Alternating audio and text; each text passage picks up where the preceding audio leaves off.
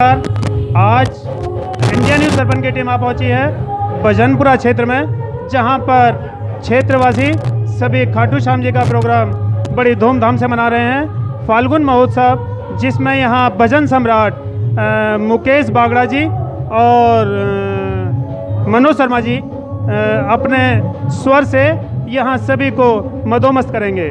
आइए सुनते हैं दो सब मुकेश बागड़ा जी के कि वो क्या कहते हैं। सबसे पहले मैं आपको बताना चाहूँगा कि आप यहाँ भजनपुरा क्षेत्र में आकर के आप बाबा का गुणगान कर रहे हैं।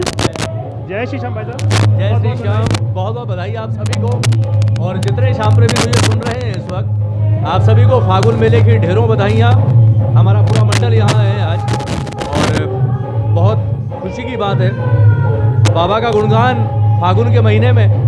और ये हम सबके लिए सौभाग्य की बात है कि जहाँ लाखों प्रेमी इस वक्त खाटू में बाबा के दरबार में निशान चढ़ा रहे हैं, यात्राएं कर रहे हैं, आज खाटू वाला हमारे भजनपुरा में आया है खुद चल के, और गुणगान चल रहा है बाबा का। बधाई सबसे पहले तमाम श्याम प्रेमियों को कि पिछले 2 साल से जो एक हर श्याम प्रेमी को तकलीफ थी कि ना खाटू जा पा रहे हैं ना मेले में जा पा रहे हैं, इस बार बाबा ने सब पर कृपा की। मेला भी बहुत जोर शोर से भर रहा है, और बाबा का गुणगान भी, कीर्तन भी एक बार उसी जोर शोर से शुरू हुए हैं जो जोर शोर से पहले हुआ करते थे। तो बधाई आप सभी को, और बाबा की कृपा सब पर बनी रहे, और बस इसी तरह गुणगान चलता रहे, खाटू में दर्शन होते रहें, और अब कोई और विपदा हम में किसी प्रेमी के ऊपर ना आए। बस अब बाबा से यही प्रार्थना। जय बाबा की।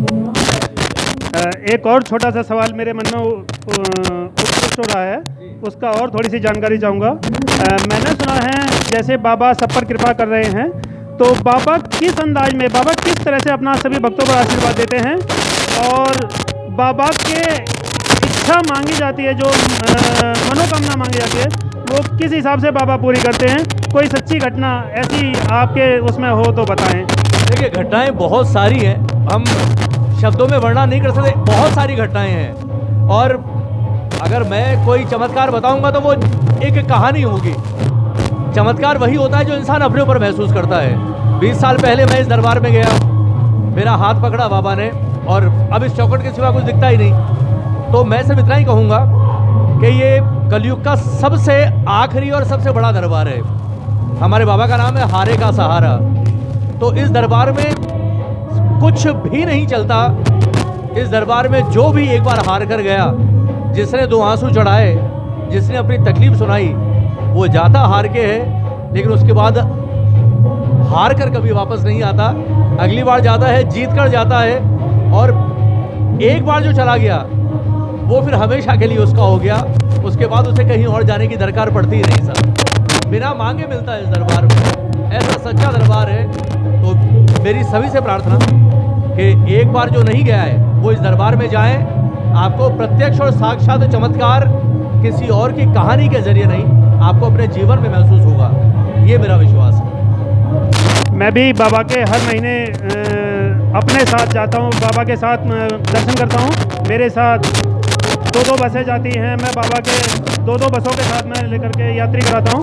लेकिन मेरी बस में जितने भी यात्री आते हैं, अभी तक उनमें लगभग सभी का काम बना। ऐसा मेरा अपना तजुर्बा है। जो बाबा के दर्शन करने एक बार गया, उसका सभी का काम बना। तो मैं ये चाहता हूँ कि आप उसमें थोड़ा सा 2 शब्द और कहें, जिससे पब्लिक ज़्यादा से ज़्यादा जा सके, यात्री ज़्यादा से ज़्यादा बाबा के दर्शन कर सकें। नहीं, बिल्कुल, बहुत सच्चा दरबार है, और सभी के काम हुए हैं इस दरबार में। और ये वो दरबार है जहाँ सिर्फ कहते हैं अर्जी लगाने से काम होता है, जहाँ सिर्फ 1.25 रुपया नारियल चढ़ाने से काम होता है। ये देव कभी नहीं कहता मुझे 1.25 मणि चढ़ाओ, मुझे ये दो, मुझे वो दो। 1.25 रुपया नारियल चढ़ाओ, और जो मनोकामना है आपका हो बाबा से। इस दरबार में हाथों हाथ सुनवाई होती है साहब। ऐसा सच्चा देव है। तो बस ये है, इस दरबार में एक ही चीज़ चलती है, वो है भरोसा। भरोसा रखिए, दुनिया का ऐसा कोई काम नहीं जो इस दरबार में नहीं होता। असंभव संभव होते देखा है इस दरबार में। तो एक बार जाएं, उसके बाद कहने की दरकार नहीं, आप हमेशा के लिए इसके हो जाएंगे। मेरा तो सर श्याम प्रेमी से ही वो है। बाकी बाबा बैठा है, वो बहुत दयालु है। क्या आप जब से इस गाने भजन गाने लाइन में आए हैं, तो क्या आपको ऐसा लगता था कि आप इतनी एकदम बाबा की आशीर्वाद से इतनी ऊंची ऊंचाई पर पहुंच जाएंगे? कभी नहीं सोचा था मैंने। ये सिर्फ कृपा है उनकी। उन्होंने किस तरह मुझे पकड़कर खींचा है, मुझे बुलाया है अपने दरबार में, और जो कृपा मुझ पर की है, क्योंकि जिन हालातों में मैं गया था खाटू, मुझे याद है मैं कितने बुरी परिस्थितियों में था उस वक्त, लेकिन धन्य भाग मेरा, और सबसे ज़्यादा धन्यवाद उस श्याम प्रेमी का जिसकी वजह से मैं खाटू पहुंचा। बाबा ने हाथ पकड़ा और आज बाबा की कृपा से किसी चीज़ की कभी कोई कमी नहीं होने दी उसने।